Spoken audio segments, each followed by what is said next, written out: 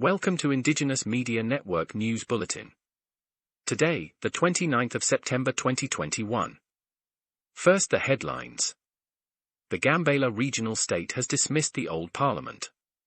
South Sudan hosts illegal Afghan immigrants, official. Ethiopia became the second to support Sudan after coup attempt. Dual claims Machar making military purchases in Sudan to resume Magenis offensive. News in details. Gambela. In a wake of formation of new regional government, the Gambela Regional Parliament concluded the session of the old parliament. The session, after recognizing the contributions of its members of the old parliament, dismissed the parliament.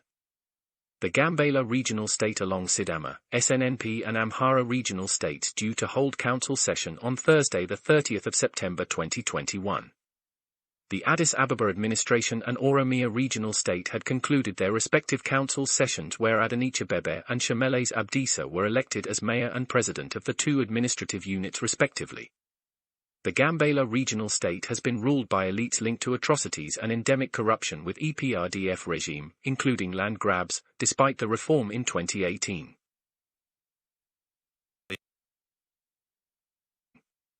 Addis Ababa. In its 11 months, the Tigray conflict has had its twists and turns. Both parties to the conflict have traded accusations against each other on gross human rights atrocities.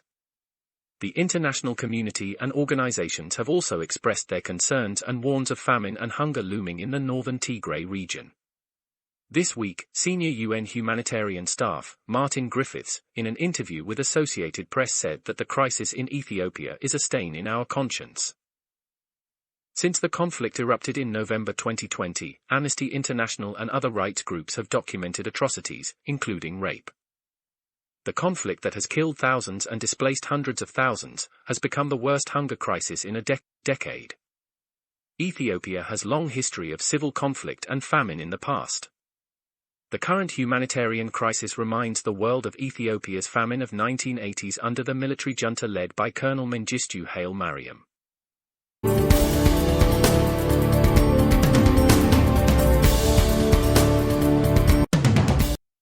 In another development, Ethiopia has become a second Horn of Africa countries after Somalia to have shoulder support to Sudanese following attempted coup last week. Abiy Ahmed, the Ethiopian Prime Minister, sent a letter to express his support to Sudanese interim government that had faced coups on 2 occasions. The PM reaffirmed the Ethiopian government support for its northern Africa nation Sudan. According to state media, the PM have said, Ethiopia will play key role in fulfilling the aspirations for development, prosperity and social justice of the 2 Horn of Africa countries. A country facing challenges in building democratic institutions, Abiy Ahmed said that his government and the Ethiopian people are monitoring closely situation in Sudan, but with good intentions. The Ethiopian people are optimistic that the Sudanese have ability to manage the crisis without any external pressure. The foiled coup last week was blamed on supporters of ousted Sudanese dictator, Omar al-Bashir, awaiting trials at the International Criminal Court over gross human rights atrocities in Darfur. Ethiopia and Sudan are on loggerhead over a fertile land along the 2 countries' borders. In relations to Tigray conflict, Sudanese authorities have availed their good office to mediate, but was turned down by Abiy Ahmed. South Sudan. South Sudan. South Sudanese authorities announced of hosting illegal Afghan nationals who found themselves in the country. The Immigration, Passports, Nationality and Civil Registry Director General, General Atem Maral Baya, stated that he was shocked by the presence of Afghan nationals in the country without the knowledge of authorities. In his remarks on Thursday, Baya stated, "It is true the country is hosting Afghan nationals. We did not know how they came.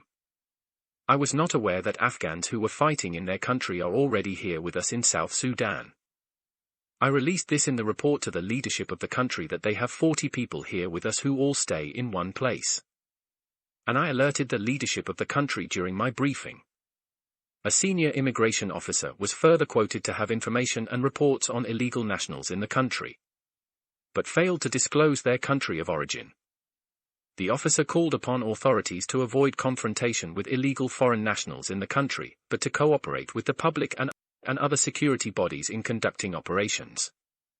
He further admitted the presence of large number of illegal foreign nationals in the country and further stated that the authorities are aware of the routes for illegal entry and plans are underway to set up immigration checkpoints in those areas.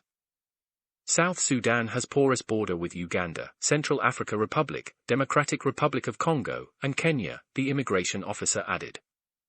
But failed to mention its eastern neighbor Ethiopia. South Sudan has large and uncontrolled border with Ethiopia. The Gambela regional state along South Sudan border is under insecurity concerns because of illegal weapons from South Sudan due to uncontrolled border. The region has been the destination of South Sudanese refugees, mainly newer since 1955. In another development, the defected SPLMIO general alleged that the current first vice president, Machar, purchases weapons from Sudan in preparation to resume fighting against defected forces, including General Simon Gatwech's Dual and Machar forces collide at Magenis months ago. The longtime rebel leader, Machar, has had troubles from his forces in the recent months. Numerous generals who attempted to remove him have defected and formed their rebellion movements. Since independence from Khartoum in 2011, South Sudan has seen increased rebellion, some against the leadership of Salva Kiir and others rebels colliding against each other, a total confusion and chaos. Thanks for listening. You can subscribe to our YouTube channel for more news and updates. Join us again in our next news bulletin.